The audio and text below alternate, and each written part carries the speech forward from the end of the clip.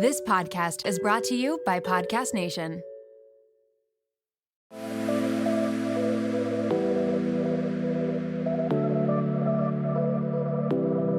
Welcome to Nirvana Sisters podcast, where we take the intimidation out of well-being and beauty to help you achieve your highest state, your nirvana. We are sisters-in-law and your hosts. I'm Amy Sherman. And I'm Katie Chandler. So let's get into some real conversation.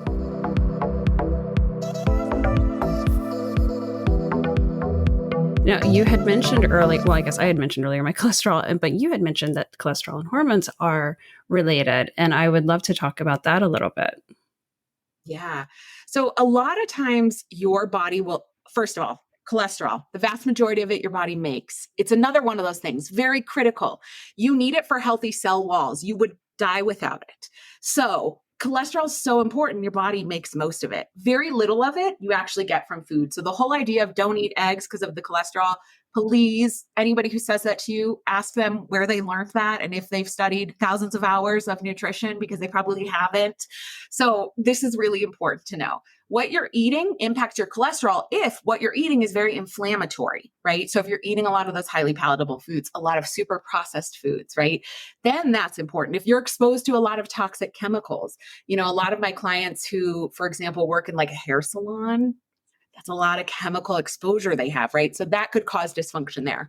But in general, if you have a relatively healthy diet, and frankly, even if you're just a woman who is aging, because this can be part of the process, it's very likely cholesterol is going to go up. And in fact, it's protective to do so in women, especially. But the threshold for high cholesterol in functional medicine is much, much higher than I think it is in Western medicine. Oh. And in Western medicine, you can go back and look, that guideline has changed over time based on them wanting to prescribe, not based on any new data, not based on any high quality studies, nothing like that. It's completely because of a desire to want to sell a medication. And not only that, but cholesterol is absolutely critical as we age and protective as we age because it is at the top of the steroid hormone pathway. So what I mean by that is you have to have enough cholesterol in order to make a whole bunch of other hormones. So any hormone you think of as like a female hormone, you need it for that. Any hormone you think of as a stress hormone, you need it for that. And there are plenty of other hormones too that really need that presence and thrive from that. So if you don't make enough cholesterol, all these other things downstream are going to be lower potentially, or the body's going to do funky things. Like it's going to shuttle it down one pathway, but not the other. So it's going to make potentially more testosterone and not enough cortisol, right? Or something like that. It's going to start to do wonky things. So when a woman has higher cholesterol, we have to first look downstream and see, well, what's going on with all these other hormones?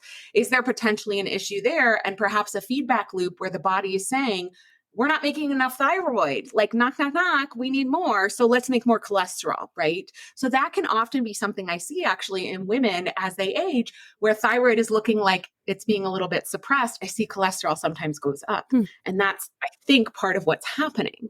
But cholesterol really gets demonized and villainized. And in particular, when we look at women, the vast majority of women, based on the studies we've seen and what we know statins do not benefit from taking statins, the vast majority.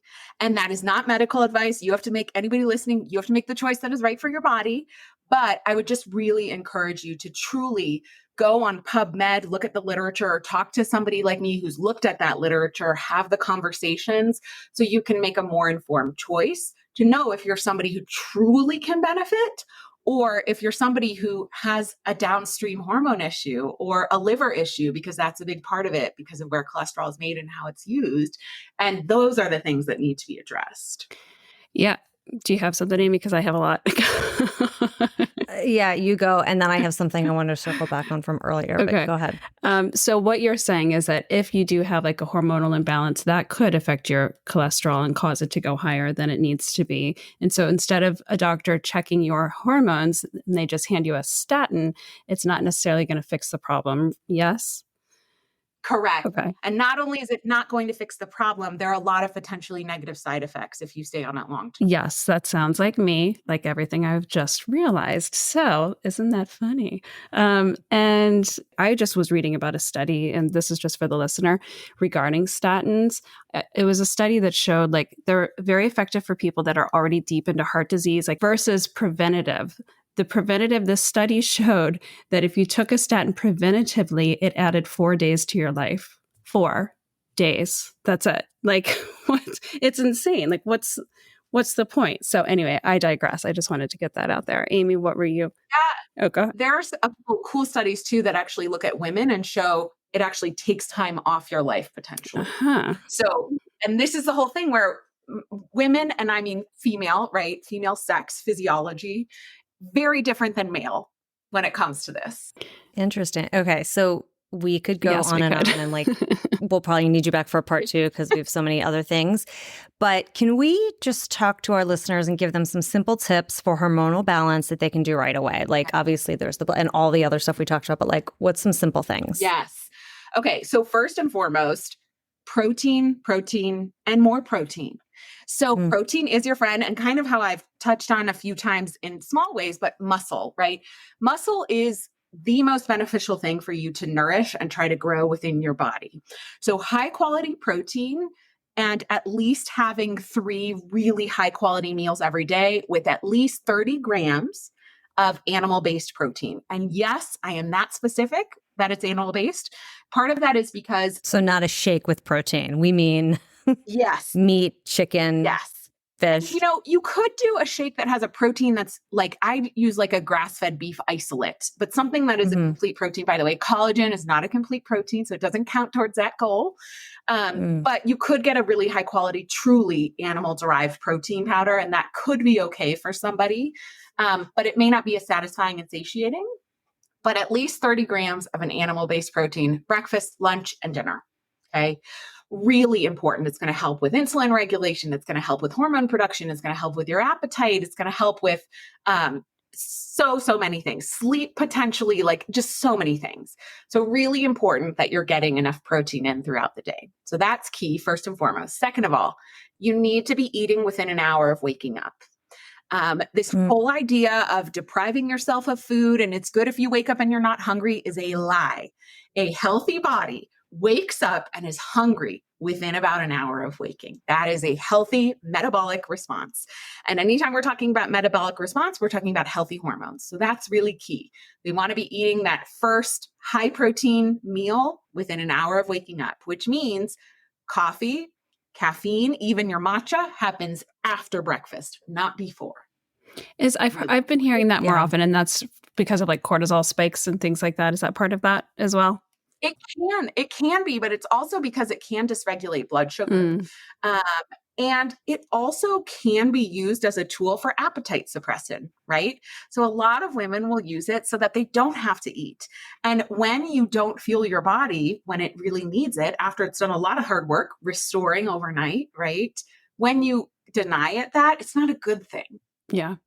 I also heard that just drinking, and I'm so guilty of it, but drinking coffee on an empty stomach just isn't good for your gut, right? And your acids and things like that. It's very acidic, right? And a lot of women, as they age, start to deal more and more with reflux. And most instances of reflux are actually low stomach acid, not high stomach acid. And so putting coffee into an environment like that is rough. That is rough. Yeah. Yeah, I'm very guilty of this. I'm very guilty of not eating breakfast because I am truly not hungry in the morning because I'm not a morning person, but I have to really force myself, which was actually, it's funny when I was talking about my vacation. On vacation, I had breakfast every morning.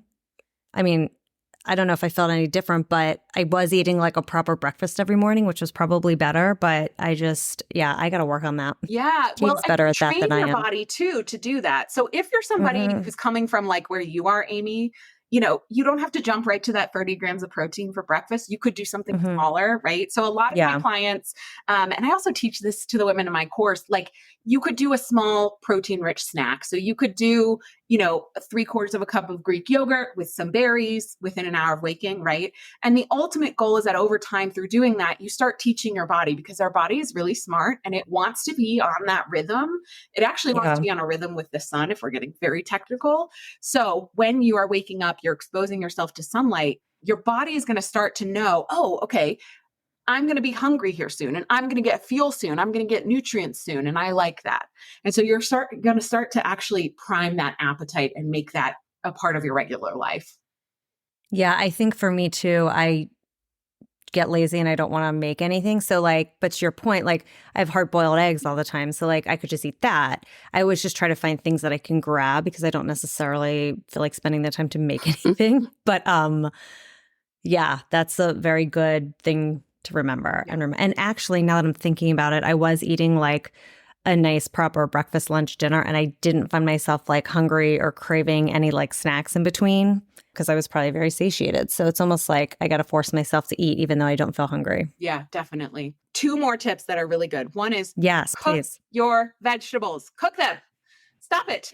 We are not survive on salad. Like, and raw. You are not a rabbit. Like, so one of the most amazing things you can do is start to look at food and think about like, is this nourishing for my body? And when you think of the word nourishing, I want you to think of warming.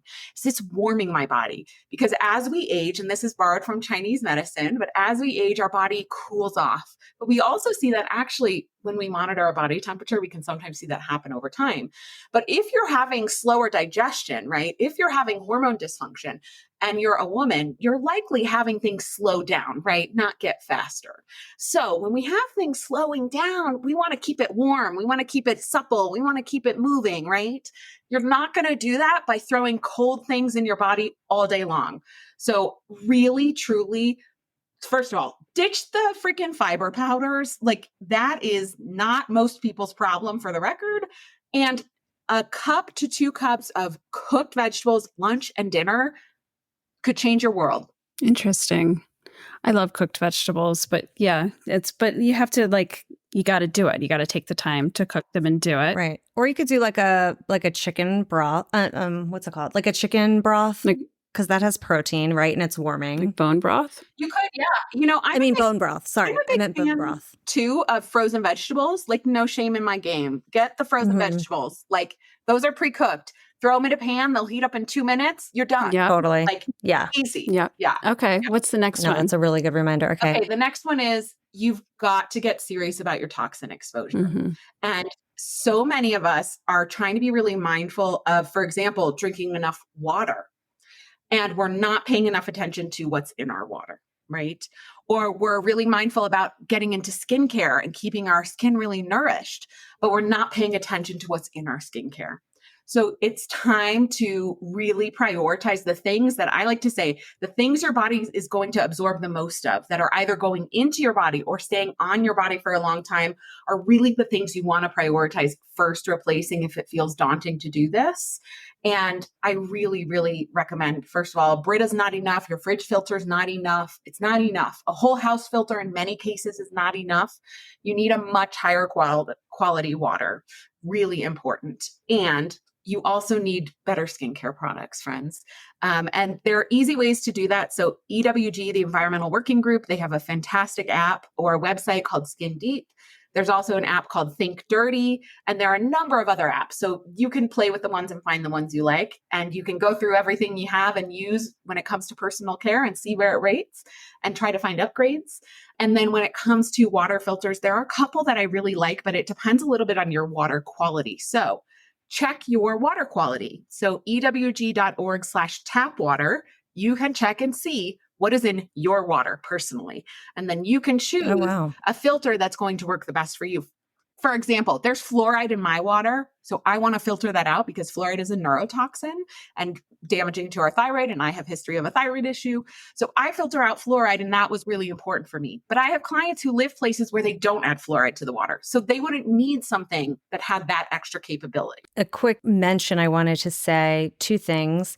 We did an episode a couple months ago with a company called Million Marker that does all of this measurement around endocrine disruptors in the house. So it's a really interesting episode to get tips around how to do this in simple ways around your house, what you're putting on, et cetera. And I also use an app called Yuka, Y-U-K-A, which is similar to Think Dirty, which is also really eye-opening. And that's made me make better choices too. So good thing to like go back to that episode and listen. And yeah, it's really important. Those 3 tips are really helpful. And the reason too, by the way, that this going through your toxin exposure is important is because of xenoestrogens. So these are synthetic hormone-like substances that are in all of these different kinds of toxins that are in all these kinds of products and in our environment. And literally in your body will try to plug it into the same place that it's going to plug estrogen in. So then you have a toxic substance being plugged in there. And that is why they're so problematic. And this is also very critical to anybody dealing with any kind of hormone issue. And it's why it's a whole module in my DIY course, because it's so darn important. Like you can't avoid it. Right. Speaking of your DIY course, I want our listeners to know exactly how they can find you. So we found you on Instagram. What's your Instagram handle? Remind me again. Yes. So I'm at Marisa Faye Wellness. So 1 S, Marisa, and then Faye, Faye Wellness. And I'm on TikTok and Instagram with that username. And you teach a course, or you have a course available, and you also work one-to-one with clients as well, correct? I do. Yeah, I do both. So if you want to check out the course, you can go to balancedhormoneblueprint.com.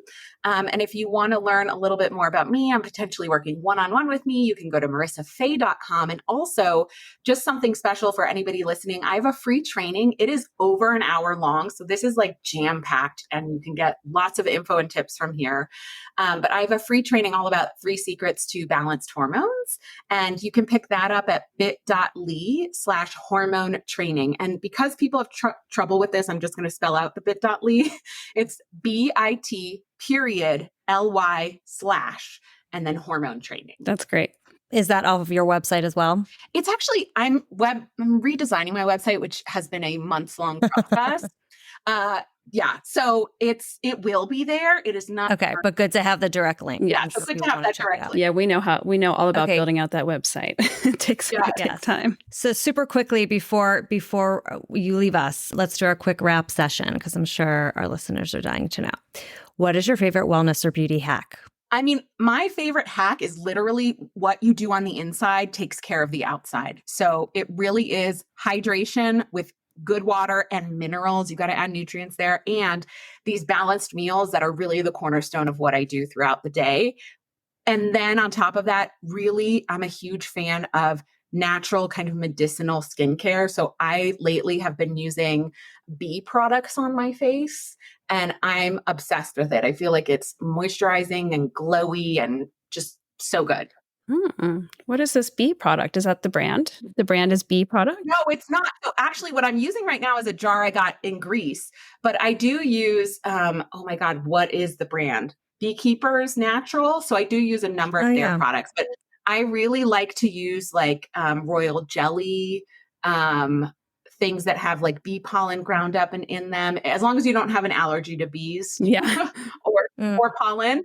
Even a little bit of honey. So a little bit of honey with some good olive oil. That's a great face mask. Like, yes. Nice. Okay.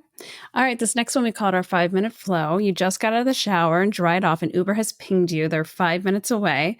What are you going to do to like quickly get it together, get, your look on, and get out the door and in that Uber on time? I mean, moisturize always, right? With one of those things I just mentioned for sure. And then I love a beauty knockoff hack. Like I love a good product that's less expensive and not more toxic. And so I love, like Tarte has a lot of products I love. Even e.l.f. has a number of lower toxin products. So I'm put some foundation on, put some mascara on, put some lip gloss on and a little bronzer and get out the door. So that's kind of my thing that I focus on. And how do you maintain your daily nirvana? I try. I don't know if I do it. Well, maybe you're water drinking. I mean, yeah, right. No, honestly, I feel like my morning sets me up for my day. So I really am a fan of wake up and get outside. You don't have to walk, by the way. Literally, I sit outside. And oftentimes I'll listen to meditation or calm music, although sometimes I don't. Sometimes I'm on my phone, right? Which nobody's admitting, but it's true. So I get outside though, almost as soon as I wake up. I do a meditation in the morning and I do walk in the morning. And I think that is really big to set me up for a day where like I'm ready, I'm focused, and I can be at peace. Yeah, that sounds lovely. All right. Well, Marisa, thank you so much for being with us today. This was like a very eye-opening episode. Yes, I know. I love it. This might end up being a 2-parter. Thanks for being with us. We really appreciate it. You're welcome. Thanks for having me. Thanks for listening to Nirvana Sisters. For more information on this episode, check out the show notes, please subscribe, and leave us a review. Also, find us on Instagram at Nirvana Sisters. If you loved what you just listened to or know someone that would, please share it and tag us. Tune in next week for a fresh new episode of Nirvana Sisters. We'll continue to watch out for all things wellness so you don't have to. Bye.